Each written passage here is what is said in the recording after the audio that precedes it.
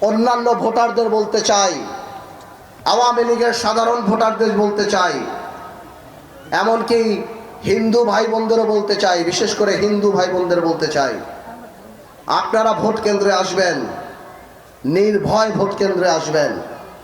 এবং আপনারা জানেন আমরাই একমাত্র যারা কোনোদিন আপনাদের উপর অত্যাচার করিনি। আমরাও করিনি, আমার পরিবার করেনি, আমার বাবা যখন ছিল তখন হয় নাই। হিন্দুদের উপরে অত্যাচারে আমরা বিশ্বাস করি না। কিন্তু আজকে যারা আপনাদের পূজা মণ্ডপে যে আপনাদের সাথে গান গাচ্ছে, তারাই এক সময় কিন্তু আপনাদের মন্দির ভেঙে ফেলতে পারে, এটা মাথায় রাখবেন। আপনারা মনে রাখবেন, আপনাদের জন্য কিন্তু এই একটি ভোট অস্তিত্বের ভোট। আপনারা কিন্তু আত্মীয় স্বজন সবাইকে নিয়ে ভোট কেন্দ্রে আসবেন এবং ভোট দিয়ে বুঝিয়ে দিবেন যে আমরা বাংলাদেশে থাকি, আমরা বাংলাদেশের নাগরিক, আমরা হিন্দু মুসলমান একই ছাদের নিচে, একই আকাশের নিচে স্বাধীনভাবে বসবাসে বিশ্বাস করি।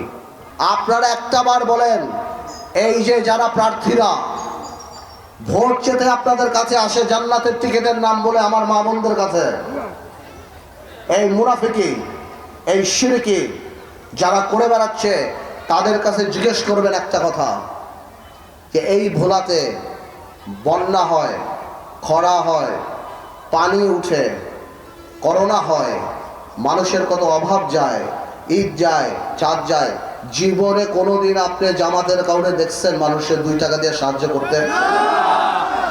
ওনারা জীবনে কোনোদিন মানুষকে, মানুষের কোনো ধরনের কাজে ওনারা কোনোদিন আসে নাই এই ভোলাতে।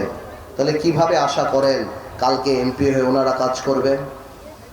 আর এই যে মা বোনদের বলে দিই, জান্নাতের টিকিট যারা বিক্রি করতে আসে, আপনারা মনে রাখবেন এটা ফিতনা। জান্নাতের টিকিট যারা বিক্রি করতে আসে, এটা একটা ধোঁকা। এটা দাজ্জাল বলতো যে এই যে বেহেশত, এই যে দোজখ। আর আমার নবী করিম সাল্লাল্লাহু আলাইহি ওয়াসাল্লাম বলতো ওর বেহেশতই হলো আসলে দোজখ, আর দোজখই হলো বেহেশত। এই ফিতনাকারীদের কাছ থেকে আপনারা দূরে থাকবেন। ভাইয়েরা আমার, 12 তারিখে নির্বাচন। 17 বছর আমরা অনেক কষ্ট করেছি। এত কষ্ট বাংলাদেশের ইতিহাসে কোনো সময় কোনো বিরোধী দল করে নাই।